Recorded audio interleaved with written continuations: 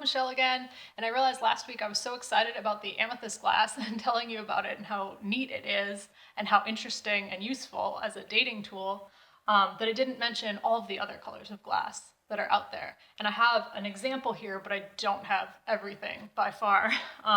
So I kind of talked about, window glass, and that's usually clear, and we get clear glass bottles as well. And the amethyst glass would have been clear when it was in use, but it has inclusions that cause it to turn purple over time in UV radiation. But some glass doesn't, and so we do find clear bottle glass as well. And then we find quite a lot of this aqua-colored or teal-colored glass. And this is a whole bottle, but we find pieces of bottles as well in that color. And then brown glass is something we find quite a bit of. We've got this. And then we also find white glass. So it's glass, but it's white. And a big thing, this white glass, we find quite a lot of canning jar lids. So you probably, now they're usually metal, but they would have been glass quite a long time ago.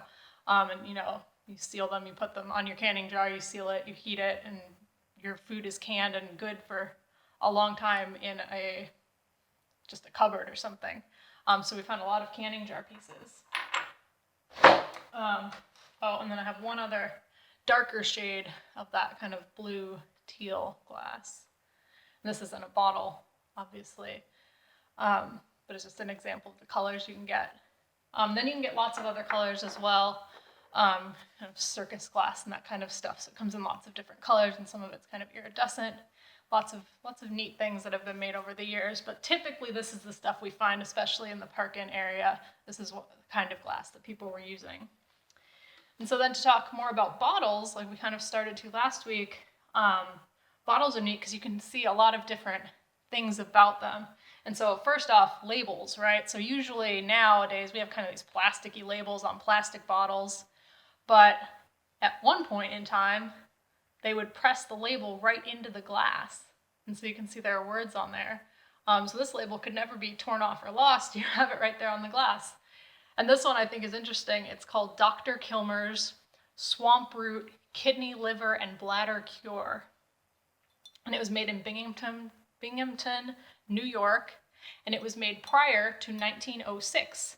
And the reason that I know that is because I looked up this bottle and I found out that this Dr. Kilmer, whoever he was making this cure, but in 1906, the Pure Food and Drug Act was passed in the United States, and it said that you could not put the word cure on your bottle if you couldn't really prove that it cured anything.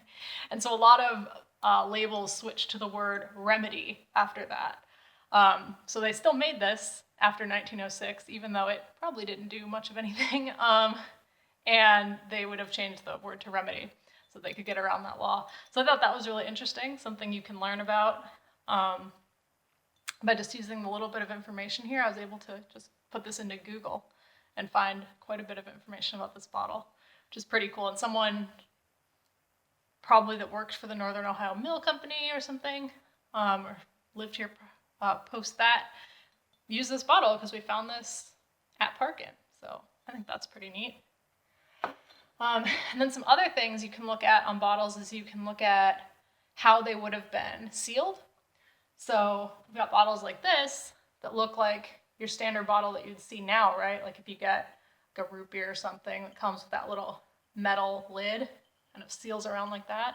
So you can see that's the kind of top that is on this bottle. But then I've got this bottle, and it doesn't have that little ridge that you could put a top on, but I have this little stopper. I'm not positive that it goes with this bottle, but they're both the same color glass, and it does fit right inside of there. So that could have been that the stopper went with this bottle, or it could have been that there was some kind of cork or something that went inside this bottle and this stopper goes to something else. I don't really know. But I think that's pretty cool, and so that tells you a little bit about this bottle. It was made differently. The top was definitely not sealed with that metal, I don't know what those are called, that metal top that we see on bottles now. And then we've got this bottle, just little, but the top is interesting because you can see that it has a screw top. So you can see that piece right there, and it kind of goes down and around. And so this would have had some kind of metal or plastic cap that's screwed on, and we still have bottles like that today, so that's pretty neat. And then another thing that you can look at with bottles is kind of how they were formed. So really old bottles would be made from blowing glass, and then as time went on, they made molds so that every bottle would be identical, and they could put things like written words on there. You couldn't do that as you were blowing glass and kind of form that in there, but you could do that if you pushed the glass into a mold, either through blowing or other techniques. And so when you see the seam on a bottle, you can tell that it was made in a mold. And so that's kind of cool, a production technique. And then on this one, you can see where a label could have gone, but a label is no longer there. So it was either painted on and it's been rubbed away, or it was paper, and again, it's been rubbed off. So we're going to stop there for today, but we will pick up again on more historic artifacts next week, and I will talk to you soon. Bye.